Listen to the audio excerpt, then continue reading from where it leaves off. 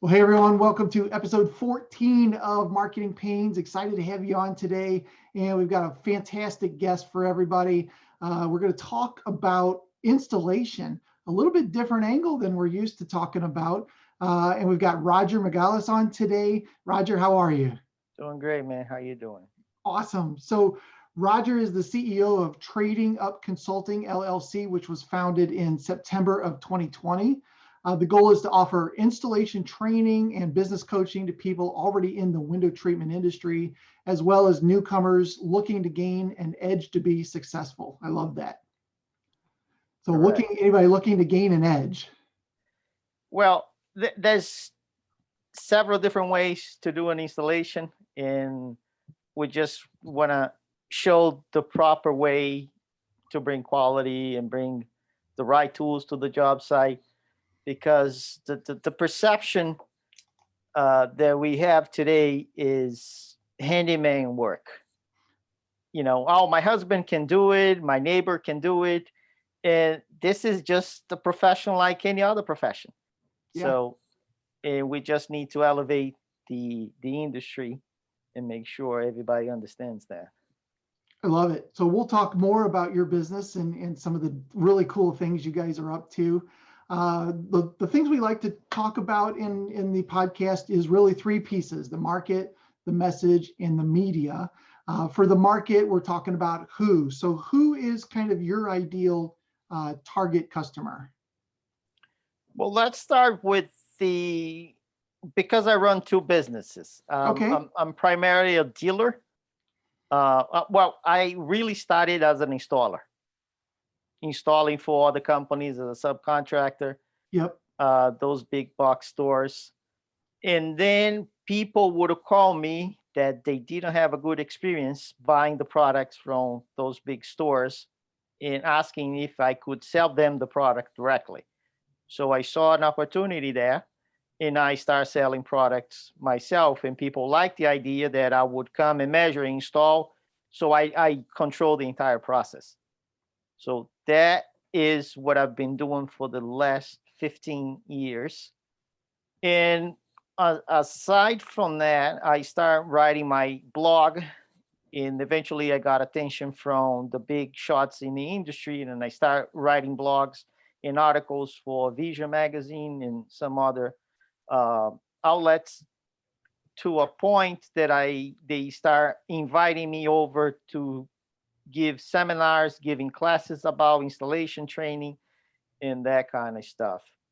And then last year, heading to a job site and through pandemic and people just out of Facebook uh, and emails, just Roger reaching out. Roger, how do I find good installers? It's so hard to find installers. You Yeah.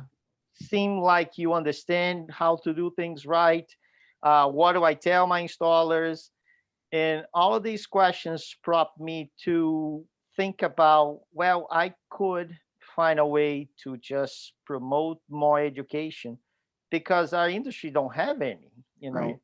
know. So that's how trading up came about, is really to promote uh, education and kind of elevate things like that. So right Yeah. now it's really running two businesses. Well, the what we're trying to do is just getting the education off the ground. Got it. Yeah. And that's super important. I can't tell you how many, window treatment companies I talk to, and awning companies as well. We either they're struggling to always find installers, or they've got a really good one that they don't want to go away, right? Absolutely. Yes. And for the most part, these people need to build the installer from the ground up. Yeah. They bring in a helper and they start developing the helper just because there's no school for this. Yeah. Yeah. So your idea for the trading up is you're starting to build maybe like a course or an area educational center where people can come in and learn from scratch, I guess. Originally, it was going to be just basic online training. Say a team of a husband and wife, and the wife does the sell, and the husband wants to do the installations, Right. but they don't have all the experience. They don't want to look like, a small operation. They wanted to look professional. So my original goal was to put together just 15 years of experience in all the wrong things that I've done it and all the mistakes I made. So Yeah. these Yeah. people don't need to go through all of that. So Right. it will be a kind of simple 6 to 8 classes online they can do at their own pace to just give them basic training. But from that, I start getting calls and requests from other people to do more in-depth training and bringing their own installers to the next level. So I'm starting putting together a group of people so we can collaborate and create these kind of massive uh, close group to bounce ideas and come up with more in-depth training. And eventually we might even find a facility to bring people in, because definitely it requires some hands-on training as well. Right. Yeah. Yeah. I see some fantastic opportunity around, businesses that are hiring uh, an installer and then giving them some sort of a course that you have, here, you need to go through this first. Correct, correct. And that saves even the business owner a Oh lot yeah. of time, because every time you need to train someone, because there's nothing formal, just to do what you just said. Oh, here, you start with these and then I'll come back 2 days later.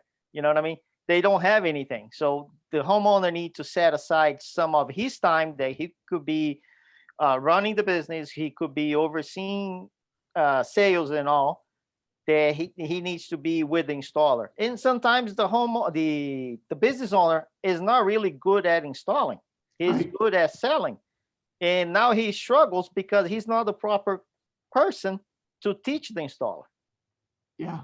So if we come and kind of save all this aggravation and give them the proper training, the business owner can start at step 3 instead of step 1. Yeah. Yeah. That's awesome. There's a saying I've heard in the past, what happens if we train our people and they leave? Well, what happens if you don't train them at all? What's your Right. business going to look like? Correct. Correct. So that's awesome. I love that you're building that piece. Tell me about your other business. You're a dealer, and how much of that time is taking up your day now? Well, it's still taking most of my time because it's still my primary business at this point. But I've been building this business for 15 years. As I mentioned before, I started as an installer, basically really just subbing out the labor, to a point that we had over 30 to 40 different accounts. So no matter where you went to buy your shades, we would be the company to install them. Nice. Yet I have 2 or 3 guys working for me. We have really super busy schedules, but then we start having troubles because not every installer has the same mindset. Some installers leave things. It's good for them, but it's not good for me, and the quality start changing between uh, what to be expected and the delivery. And some people would call and, well, Roger, you guys did a good job, but next time I'd rather wait and have you on a job site, or you guys did a good job, but they left the little crumbles behind. Yep. And I really didn't like those calls. Right. But eventually I decided to change my business model a little bit. And I said, I'll control as much as I can. I know I'm going to sacrifice growth by not having other people working with me, but I will control the environment. I will charge more because now you're going to have the best on the job site all the time. And actually worked out perfectly. Obviously, it's not 9 to 5 days. My days are much longer than that. But I came to a point that I have a really good reputation. I have tons of reviews. Not everyone is willing to work with me for several reasons. They don't want to wait because I'm just not ready available to go there tomorrow. My my product costs a little more because I know what I bring to the table. So all of these I put into account as part of my prices. But there are people that just, yep, I want you. I see all your reviews. I'm not even going to shop. I just know you're going to do the right thing. So the business is great, but Yeah. I am a one-man show and I do all the labor. So eventually this will take a toll on my body. And I just want to find a way to still keep in business, still keep my knowledge and my connections. So the trading app was a really great way to leverage that because I can scale back even more with shades in place. I don't want to give it away Right. just because it keep me connected to what's going on. I go to trainings, but I can leverage that and kind of balance the two companies so I can still be on a cutting edge with new products and I can provide training based on my experience with shades in place through trading up. Yeah, that's super smart. I also love that you didn't play the pricing game. Right. There's a fine line between lowering your prices so much that you're so busy, Yeah. that you're just wore out at the end of the day. True. Uh, True. So True. that's fantastic. Raise those prices up a little bit and be a little bit more picky. But that's not something you can do right off the bat, right? That's because of your 15 years of experience. It takes time. It takes time, and you need to understand what you bring to the table Yeah. that your competitors don't. So you know how far you can push. You know. Yes. Yeah. Awesome. So, well, this is a podcast about marketing. So let's talk a little bit about that. Mhm. What kind of things are you doing from a marketing standpoint right now for Trading Up? Well, if I tell you, you're probably gonna laugh. So I don't spend more than $2,000 a year in marketing. Okay. Seriously, just because I do two things primarily that brings me all the business. Um, I write a newsletter, and I I think I just have I'm just natural on that.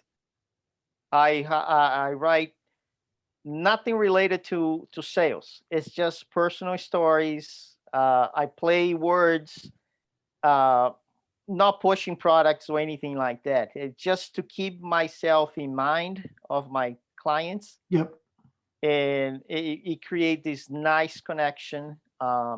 They always reply back saying, I love your newsletters and all of that. So that brings me automatically business because at this point I get a very long list. There's always someone calling back.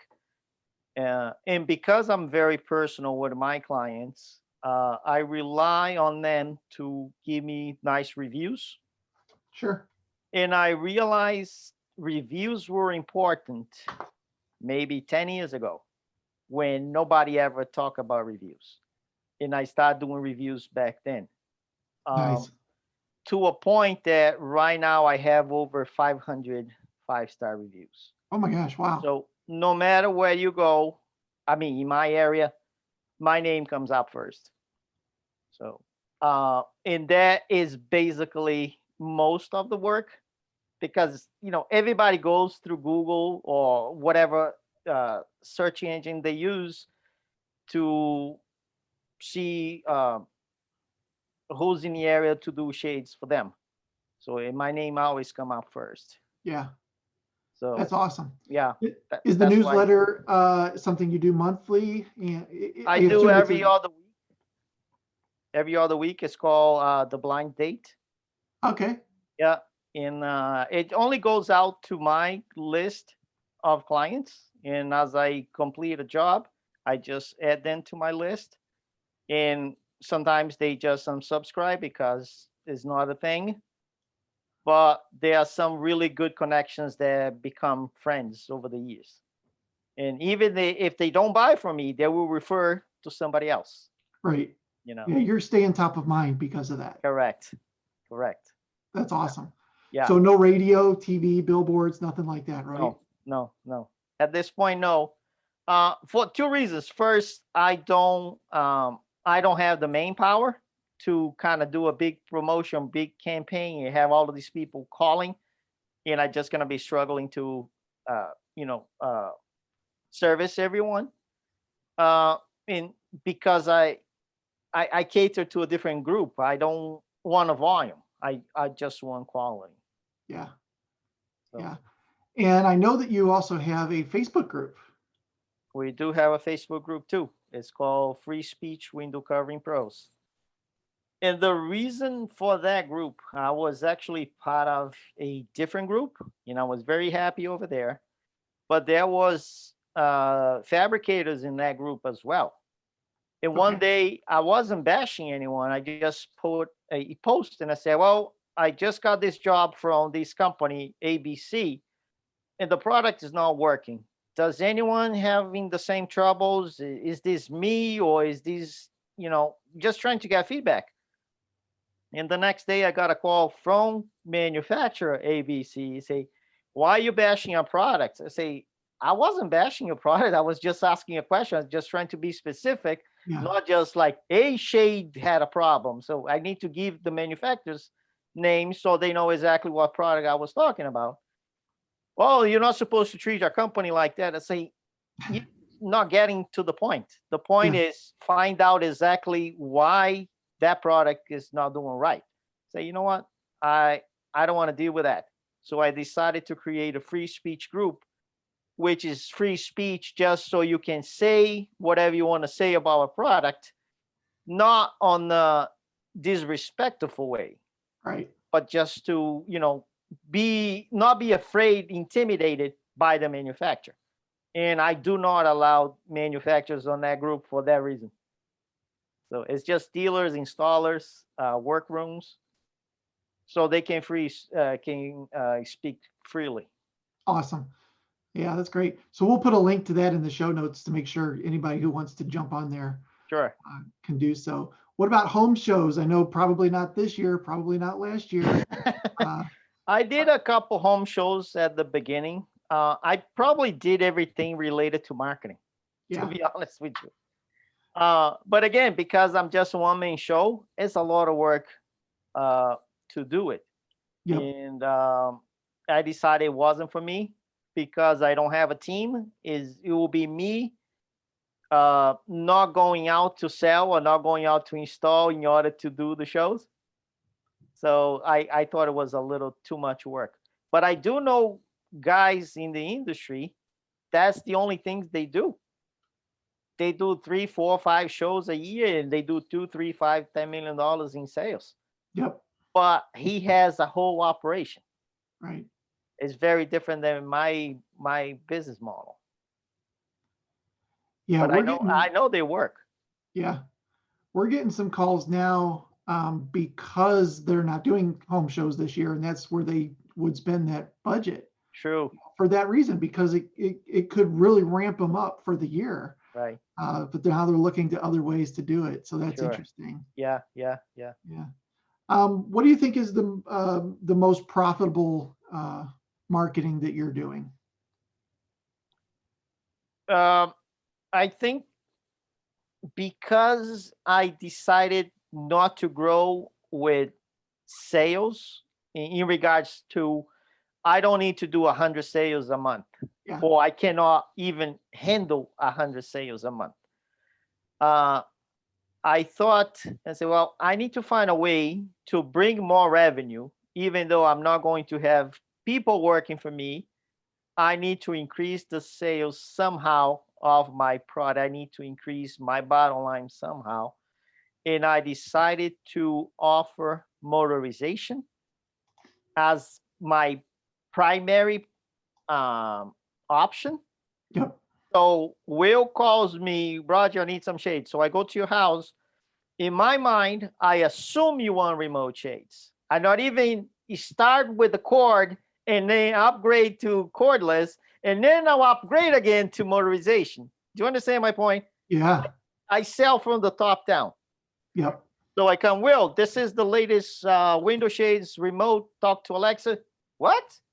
Window shades with remote? I not even know these exist. So yeah, that's exactly how it works. And now it's so hard for them to justify to buy the cheaper product because they already have the nicer experience. So instead of me needing to sell 10 shades to make $1,000, now I sell 3 shades for the same $1,000.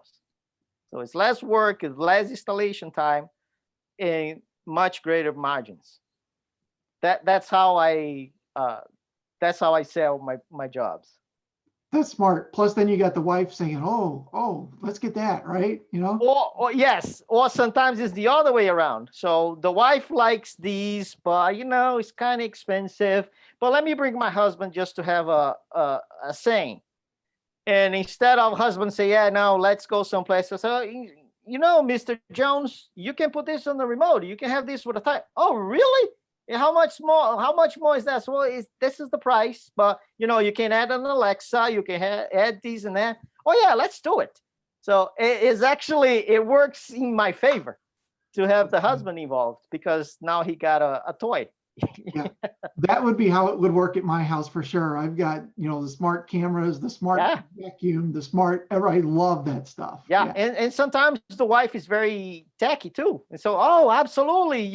I even have one client that we did, I think is even 42 or 48 shades in everything remote.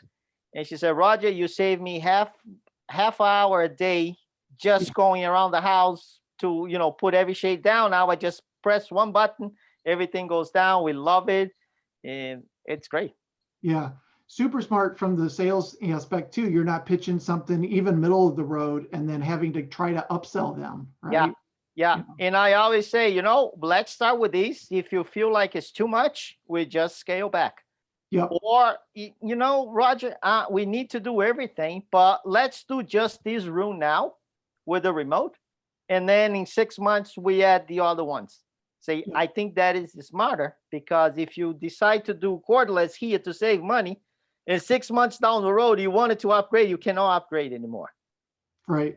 So I try to be, I do upsell, but at the same time, I try to be fair. I don't want to take all your money at once. I just telling you, you rather pay more and be satisfied than kind of go cheap and be unhappy. And people realize that I'm very fair. That's awesome. So, I earned their trust going that way. Yeah. And you got a client that you can put on your newsletter list, right? And then correct. You're staying. Yeah, it's a whole snowball process. Yep. And then they're happy. And the other thing I do, I don't charge for repairs or going back 3 years down the road. I don't charge. I see that as an opportunity just to be there again at the house. The neighbor gonna see my van. They're gonna remember me. What I actually asked them. So how much do I owe you? So absolutely, Mrs. Jones, nothing. The only thing I ask you to do, could you write me a review that I came back and I took care of it? Oh, absolutely. And they don't write a two sentence review. They write this entire book. Roger is so wonderful, even after 3 years. To me, it's much smarter than having $75 fee charge for the repair. The free piece of marketing that I'm getting out of that is way more valuable. Yep, long term too. Absolutely, yeah. Yeah.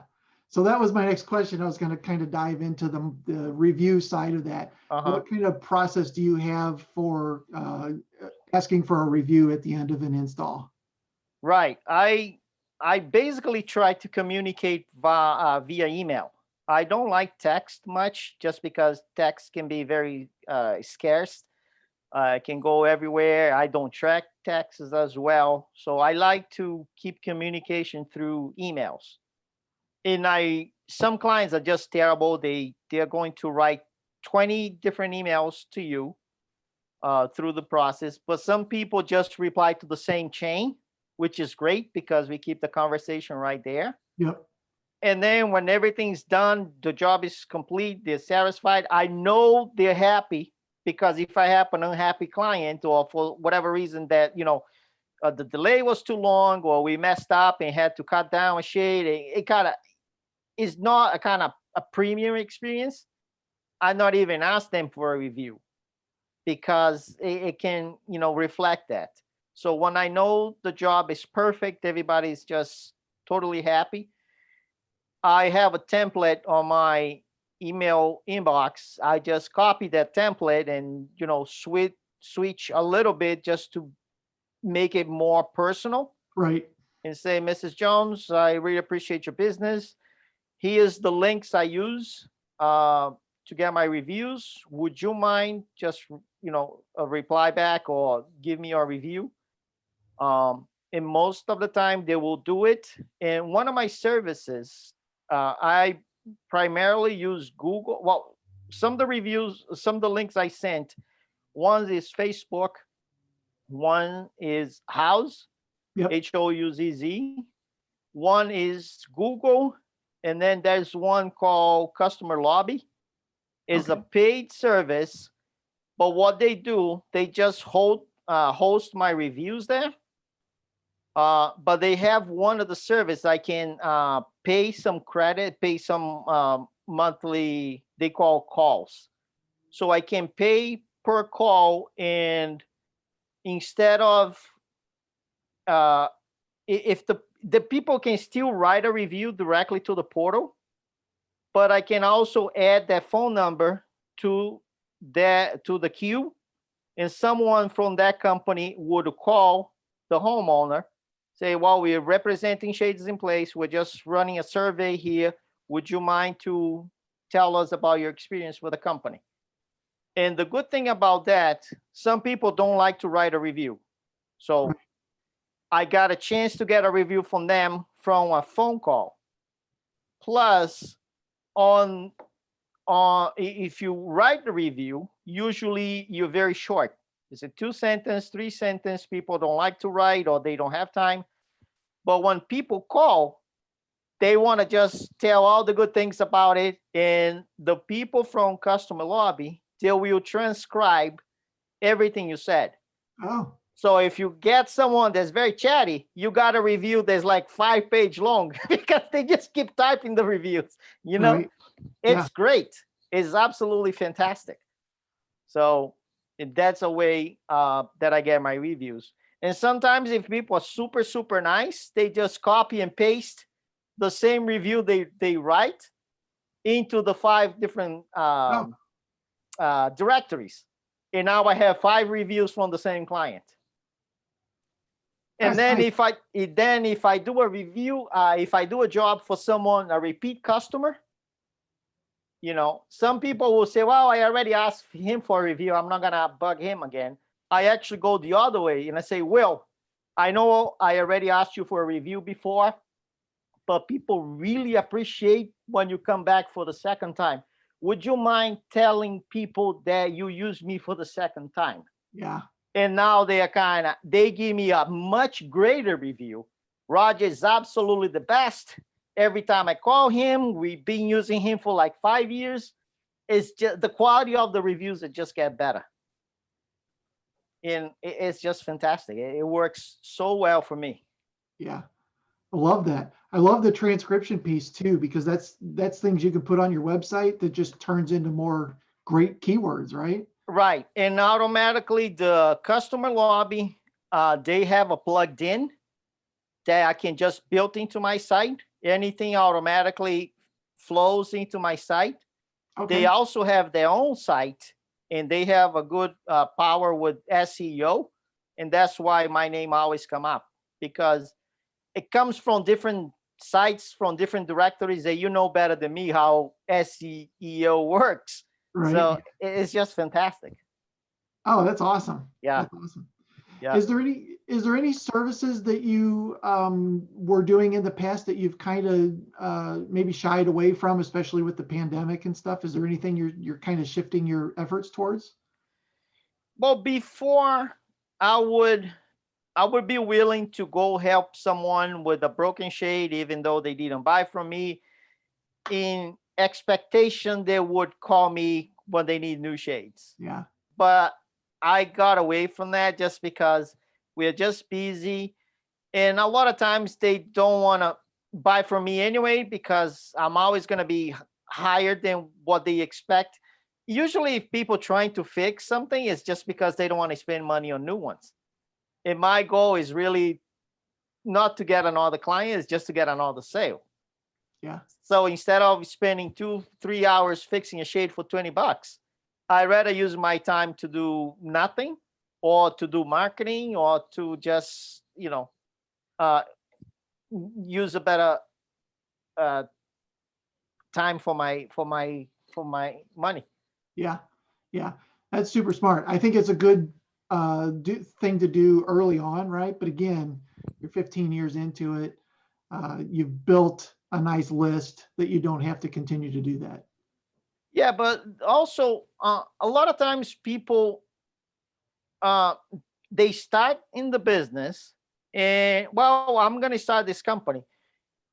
You just think because you sell a product, you need to sell to everyone, and it's not that. But takes time for you to understand that saying no doesn't mean you're a bad person. Doesn't mean that you don't know, you don't like the business. You Right. just need to find the right clients to work with. Otherwise, you're just gonna spend your money, spend your time, you spend your energy on the wrong outlet. But it takes time, and some people actually never understands that. Oh, it's a client. Well, yeah, it is a client. It's just not your client. Right. You know. Yeah. Yeah. So the other side of that question, what would you say to a window treatment business owner that is ready to take their business to the next level? It's funny that you said that. I just released a podcast today, exactly on that topic. Oh, fantastic. Yeah, is really about motorization, because motorization is really the in hottest topic in our industry right now. Yeah.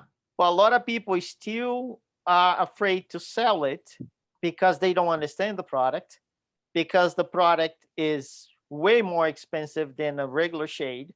So they have all the wrong approach to me. So, oh, I don't want to sell that shade because it costs $1,000. If I say that, I'm just gonna lose the sale. So no, it's the opposite. If you tell them it costs $1,000, they're getting these kind of benefits from it.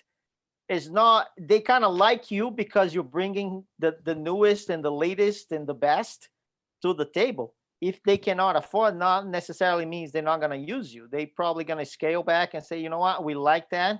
We trust you. We like you because you're upfront and showing the latest. We just need to wait until the next job. But they go the other way and they don't even want to talk about it Yep. because it's too expensive. I don't want to lose the sale.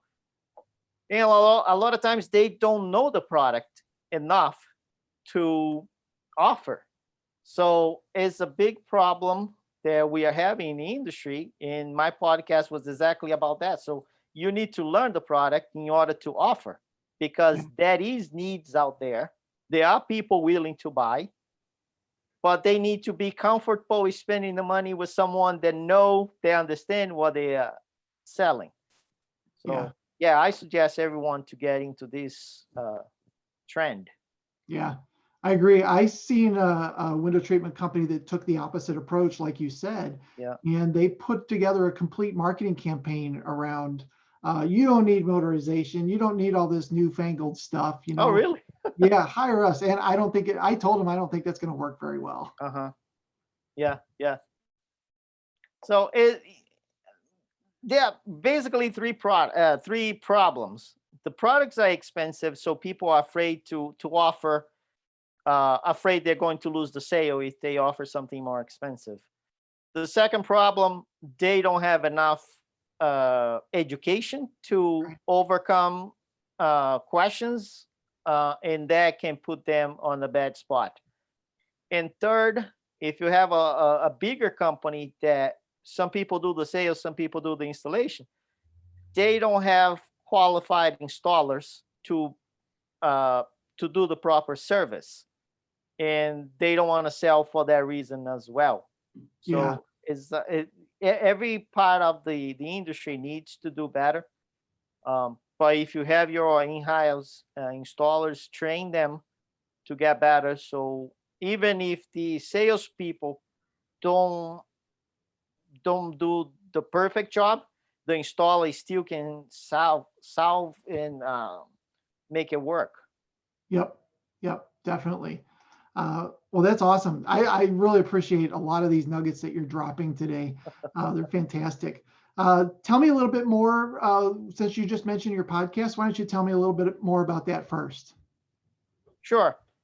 The podcast was actually not for the Shades in Place business, it's for the trading app business. And when I start this company, I just thought I should have a business coach because I want to get into coaching people.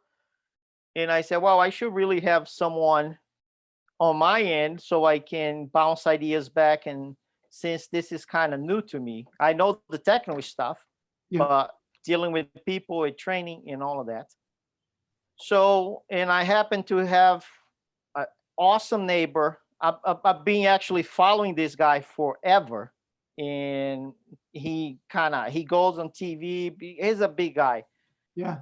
a big name out there, and he happens to live in the same town that I do. And eventually, I was following him for a while, and eventually we had a cup of coffee, and eventually he bought shades from me.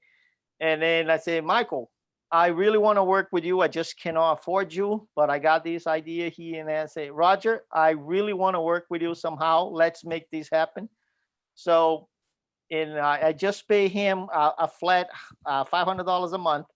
We have a call every other week for an hour and bounce ideas. But if I have any question, I'll just shoot him an email, and it's been working out great. Yeah. And I love that he's not in the business. He's in a completely different market. So he doesn't see shades the way we see shades. So it's great to bounce ideas. Say, Michael, I want to do this. Oh, that's one, he come up with some, oh, I thought this was going to be like that. So what do you mean? It's shades. So, and then oh, that's good. That's how my clients see things. Yep. It's a great way to get feedback. So, and I'm going through all of these and say, you should record because I do my blogs and my newsletters. And he suggested, so you should do your podcast. It wasn't really a podcast. He really was saying you should just turn your blogs into an audio file so people can listen to that. Right. And I said, well, maybe it's a good idea. And I start doing a little investigation how to do it. And then I came across podcasts, and I say, I think the podcast might be even more interesting than just reading out my blog. And I start doing some research. And the problem is English is my second language. So sometimes I don't speak the proper way. Sometimes I messed up with the words. And I was a little shy first, but at the same time, I say, you know what? This is me. It's not going to change. If I have somebody else to do my voiceover, it's going to be fake. So Right. I'll go with the flow. And then I started, and I just had my first one released a couple weeks ago. And I was just telling about my whole background, my whole history, how I came here, all the struggles. And I got a lot of positive feedback. And I said, well, I'm glad I think I'm going to do these. And then I decided to do one every other week. Okay. So basically is related to my blog. So whatever I talk about my blog, in my blog for the trading app is very different than my blog for my Shades in Place company. Sure. The Shades in Place is very informal, very friendly, very almost, cozy. Is nothing related to business, to be honest. And the trading app is very different. It's very down to business and what you should buy for screws and how you should treat your clients. Is more B2B now. It's business to business versus business to consumer. So it's professional. And then I can just spin off from the blog and talk about in my podcast kind of related to the blog. So if you want more technical stuff, you go and read the blog. Otherwise, I just give you the main idea of the blog in the podcast format. Love that. What's the podcast called? It's called Trading Secrets. Um, and then as where's the word? I forgot. So it's Trading Secrets, Education, Small Business, and Zesty Brazilian Sauce. Nice. Yeah. Kind of mix a little bit of my Brazilian background and how I see things, because even though I've been here for 20 years, I go back to Brazil often just to keep grounded, and, reality checks once in a while, make sure uh, life in America is slightly different than life in Brazil. So I Yeah. like to keep everything in perspective. And it's nice because I try to see things from different eyes, and I bring that into my podcast. That's fantastic. So tell me your websites and how is the best way that somebody could get a hold of you? So one website is shadesinplace.com. That's what I sell, shades and blinds, basically. We're located in Boston, but I do work primarily in the Boston area. But a lot of my clients are mid to high end clients. They have 2, 3 homes, and I go all over New England, not just for a job, but for someone they already know me, not just a call out of the blue. Yeah. Yeah, but we do travel. And then for trading up, it's Trading Up Consulting, and that is related to education and coaching on window treatments. The primary focus is installations, but sometimes the dealer is just starting out. They're not even gonna be the main installer for the business, but they want to get a little know-how, Yep. a little basic information, and I can help them out as well. Um, they People can reach me through emails, through Facebook. I'm very active on Facebook. Um, Directly through me, Roger Magalhaes, or through my businesses, or even from phone. It's 508-520-6700. I basically work 18 to 20 hours a day. So if they don't get me, I'll get back to them in 6 hours. Well, I do love the that you're offering the coaching piece. I think that's fantastic, and I think of any smart business owner has a business coach Right. that helps keep them, like you said, keep them grounded, keep them focused, and bounce your crazy ideas off of somebody else, right? Yeah. And it has been working for me. It is great that Michael is totally out of the business, because that brings a whole different set of eyes. Yep. It's great. Yeah, that's awesome. Yeah. Listen, Roger, I really appreciate your time today, and I appreciate everything you've done.